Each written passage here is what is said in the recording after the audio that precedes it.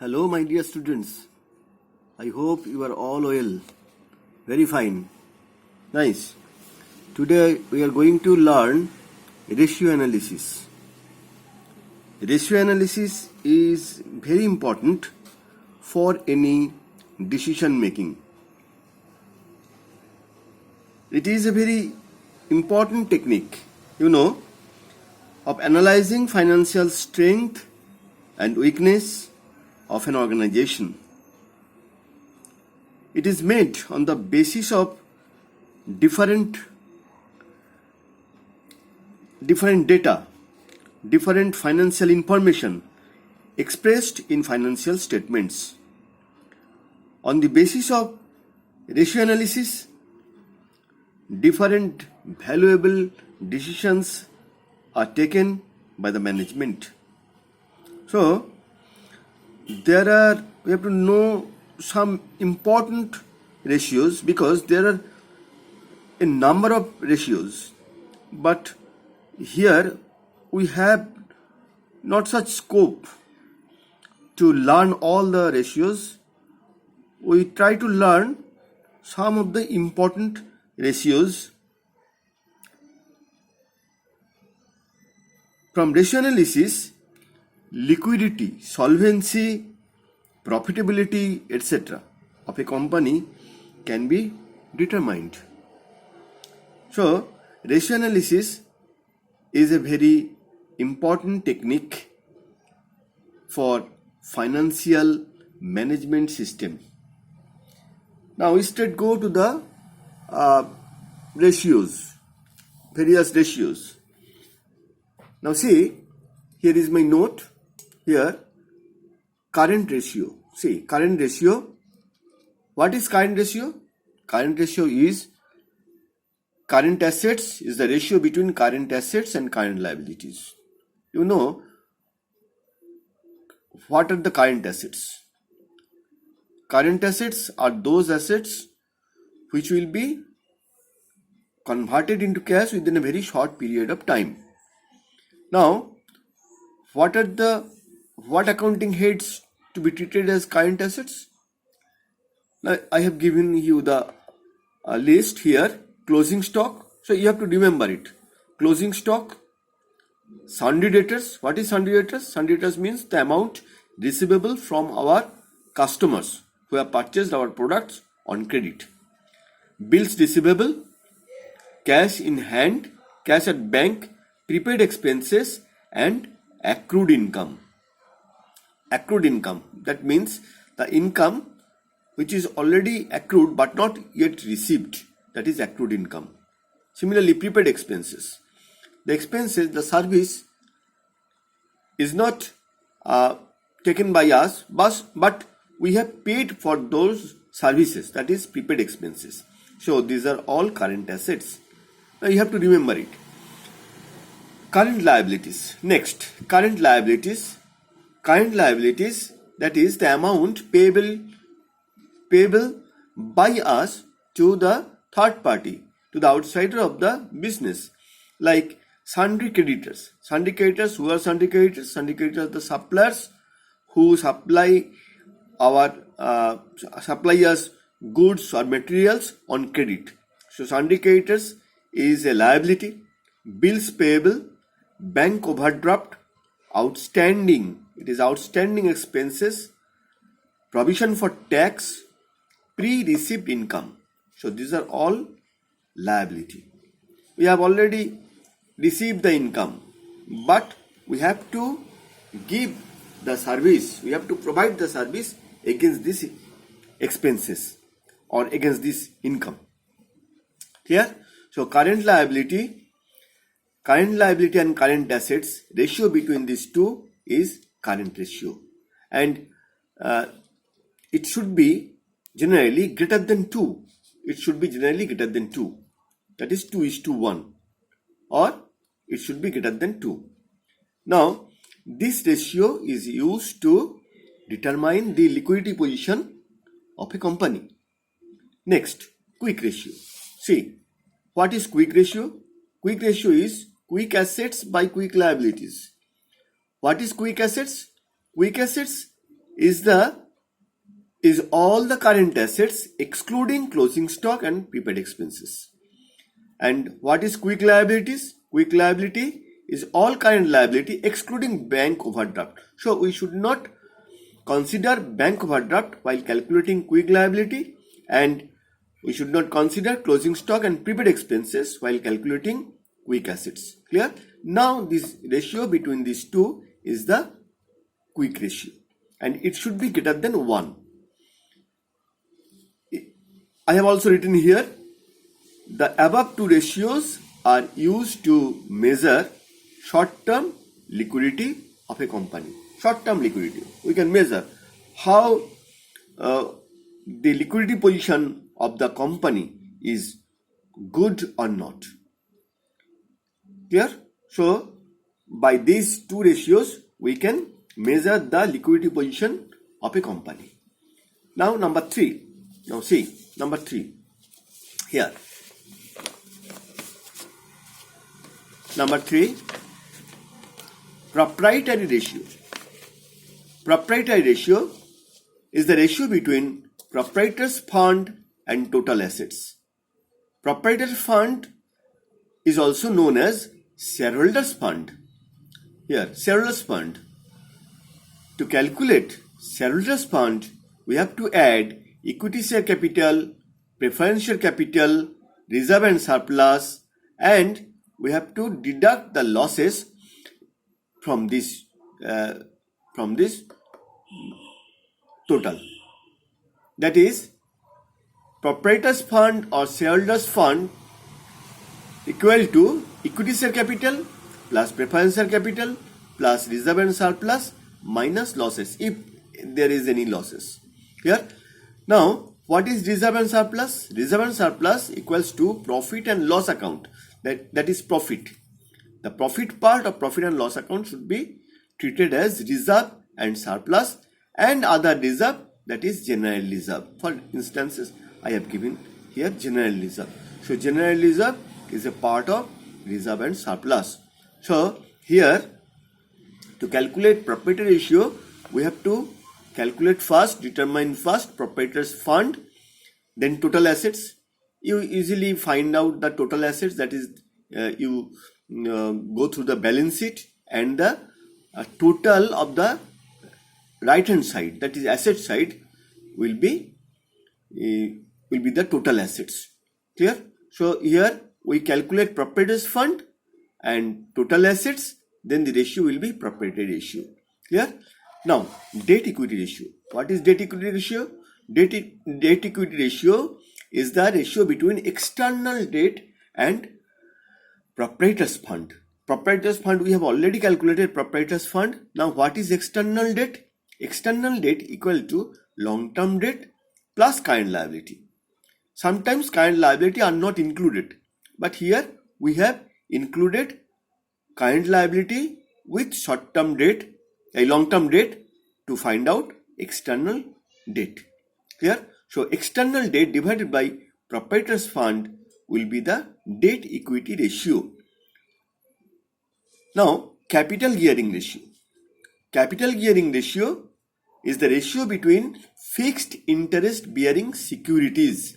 Here I have written capital, it may be called as securities. Fixed interest bearing securities or fixed interest bearing capital divided by equity share capital plus reserve and surplus.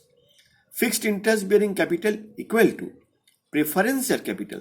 So here preference share capital should be considered. So from proprietor's fund, in proprietor's fund there are preference share capital. Now see here, proprietor's fund, here preference share capital. But when you calculate capital gearing ratio, then equity fixed interest bearing securities, in fixed interest bearing securities you have to consider preference share capital. So here preference share capital will be included here and should be excluded from the denominator. That is, fixed interest bearing capital equals to preference share capital plus debentures plus long term external debt. And here in the denominator equity share capital plus reserve and surplus. You know what is equity share capital, and we have already calculated reserve and surplus. So just we add these two and divide this to fixed interest bearing capital. Then we will get capital gearing ratio. Clear? So we have learned here 5 ratios, and you have to remember the formula of the ratio. Now next ratios. See here.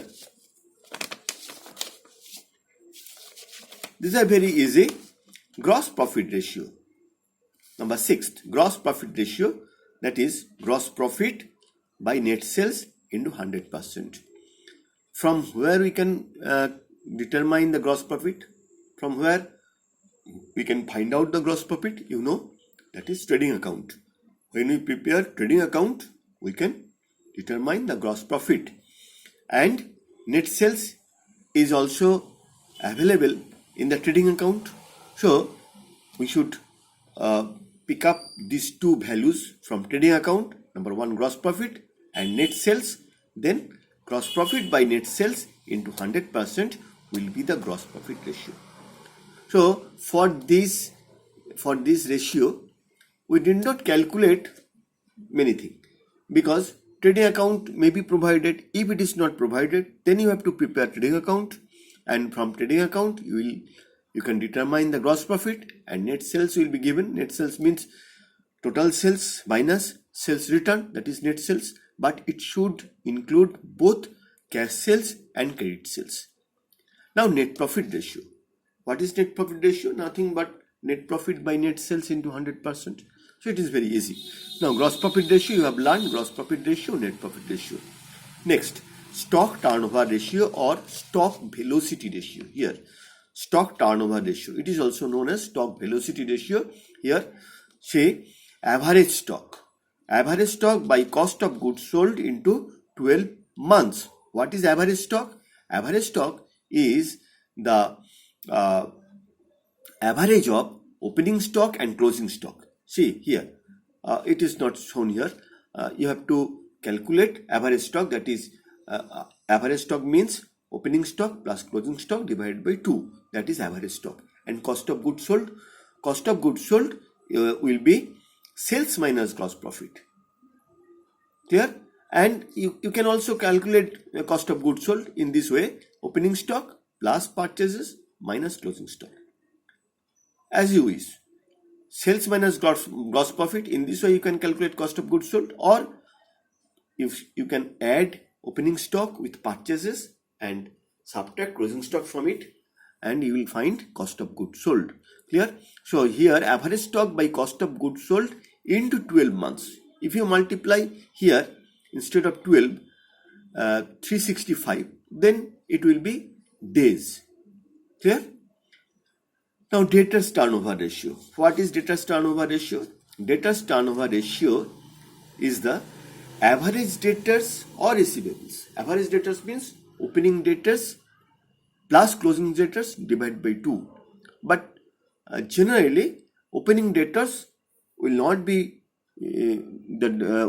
will not be provided in the problem. So we only consider the closing debtors, that is debtors balance in the balance sheet. Average debtors or receivables, and divide by credit sales. Here net sales.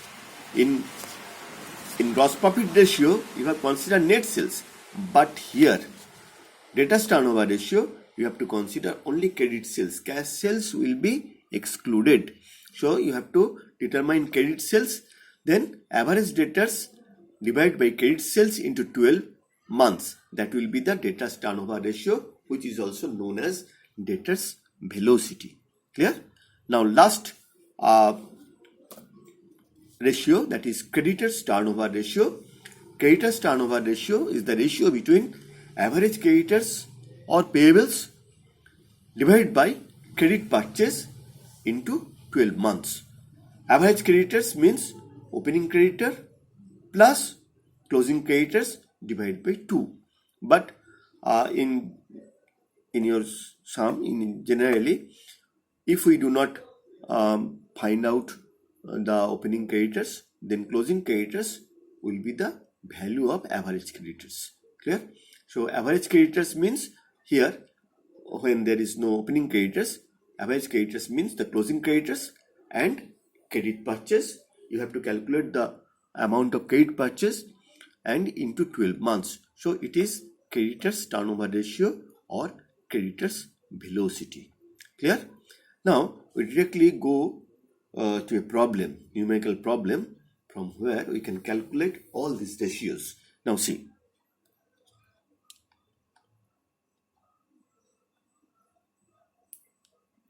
Now see. Here is a trading account. It is a trading account. Here it is a trading account. You have prepared trading account.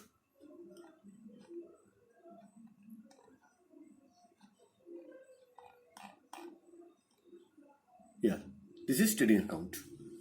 Now in trading account, in the debit side, all expenses are to be written. So opening stock at first, opening stock. Next to purchases, that's 60% credit. So when you calculate credit sales, you have to calculate 60% of this amount.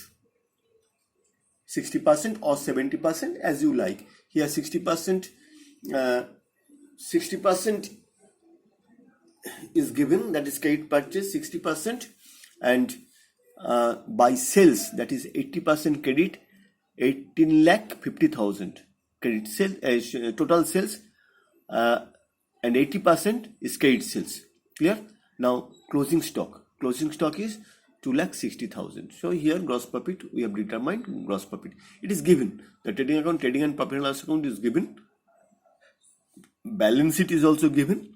From this trading account and profit and loss account, we have to prepare the various ratios. Now see, this is balance sheet. Balance sheet, here equity share capital, it is equity shares. Next 10% preference shares. Next 12% debentures. Next general reserve, that is reserve and surplus. Profit and loss account, that is the profit. The profit which we have calculated here. See, this profit is transferred. This profit is transferred to balance sheet. That is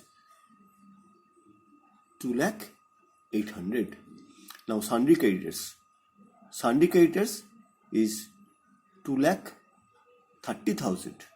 2,30,000 is the sundry creditors. Clear? Now next, bills payable. All these are the liability side of the balance sheet. There is a problem. Balance sheet, total balance sheet. Here is the total balance sheet. Now see, this is the total balance sheet. Equity shares, 10% preference shares, 12% debentures. So equity share will be considered in shareholders fund, proprietors fund. 10% preference shares, it will be also considered in proprietors fund, but 12% debentures is external debt. General reserve is reserve and surplus. Profit and loss account will be added to reserve and surplus.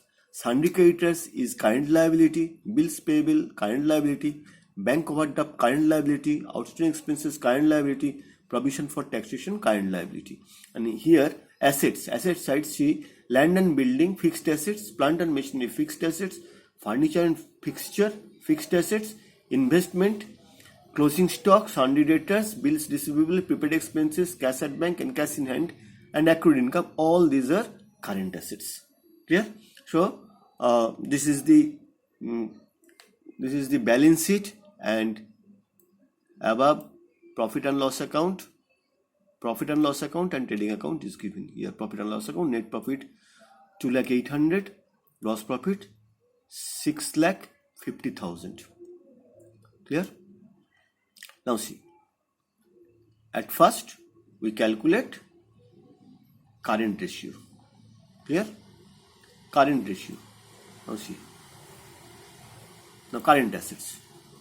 These are the current assets. Current assets, closing stock, current assets, sundry debtors, bills receivable, prepaid expenses, cash at bank, cash in hand, accrued income.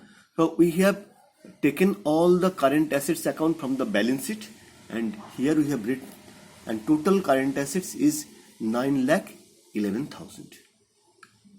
Clear? And current liability. Now here, see, current liability. Current liability. Sundry creditors, bills payable, bank overdraft, outstanding expenses, provision for taxation. So total current liability is 5,48,000. Now, what is the current ratio? Current ratio is current assets by current liabilities. So we have calculated current ratio here. Now see.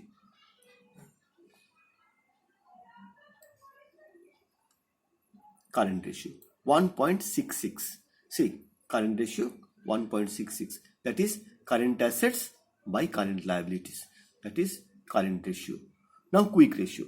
Now when you calculate the total of quick assets, you have to exclude two items, that is from current assets. That is here is the quick assets. Sorry. Quick assets.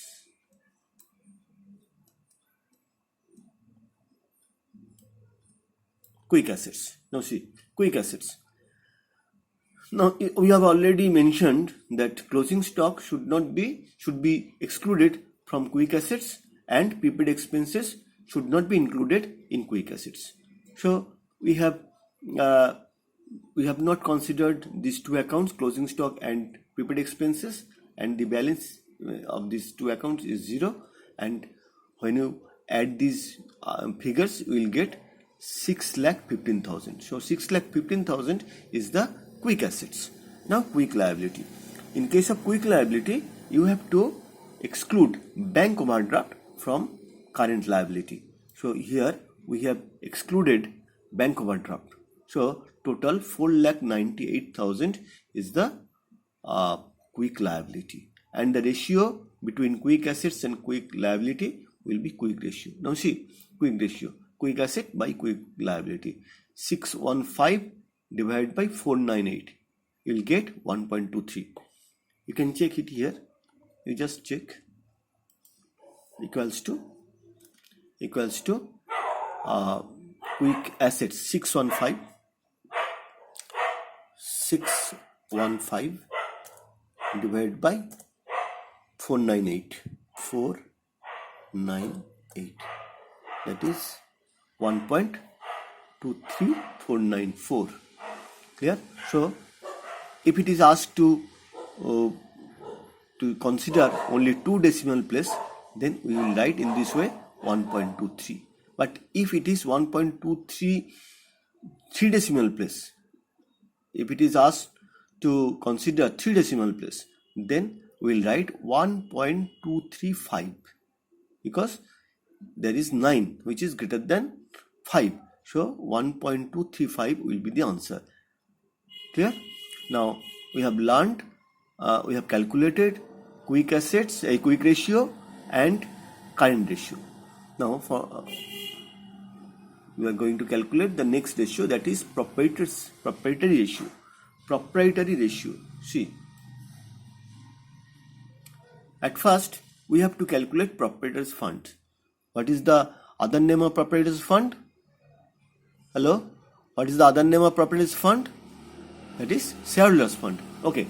Now shareholders fund, you have to consider equity shares, 10% preference shares, general reserve, profit and loss account. Clear? So total of proprietors fund will be 10,77,000. Now total assets. Total assets, this is total assets 17,25,000, and total assets will be the total of asset side of the balance sheet. Total of asset side of the balance sheet. Now see balance sheet. That is balance sheet. This is balance sheet. This is balance sheet. Now from the balance sheet you will get the total of asset side, that is this part. 17,25,000 is the total asset. 17,25,000. So 17,25,000 will be the value of total assets. Here 17,25,000. So proprietary ratio will be proprietor's fund by total assets. How we have calculated proprietor's fund and total assets. Now divide these two and you will get the proprietary ratio. So we have calculated third ratio, that is proprietary ratio. Now debt equity ratio. Before calculating debt equity ratio, we have to calculate the external debt. What is external debt? You know that external debt is debentures and any long-term loan. Here there is no long-term loan, so external debt will be only the debentures. So what is the value of debentures? See here, the balance sheet, debenture, 12% debentures, that is 1 lakh. 1 lakh is the debentures. 1 lakh is the debentures. So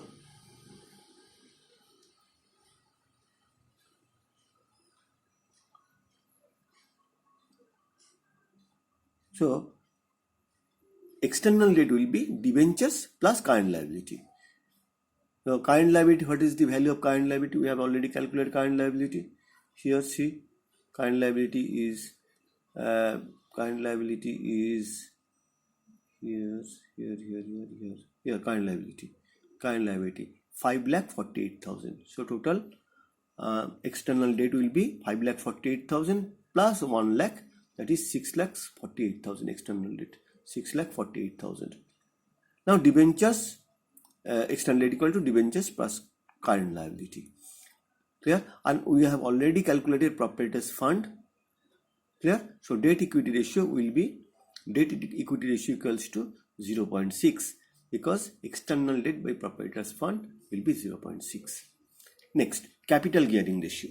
Capital gearing ratio is the ratio between fixed interest bearing capital divided by equity share capital plus reserve and surplus.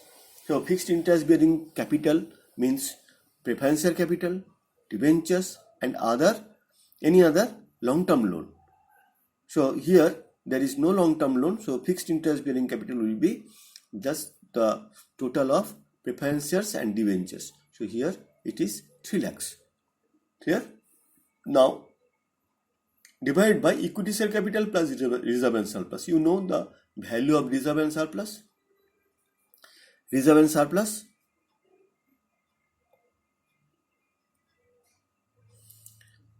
surplus, general reserve, that is general reserve here, general reserve 1,76,200 and profit and loss account 2,08,000. So these are the reserve and surplus, and you see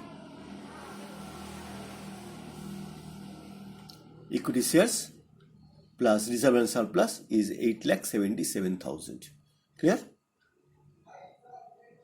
You see, that is.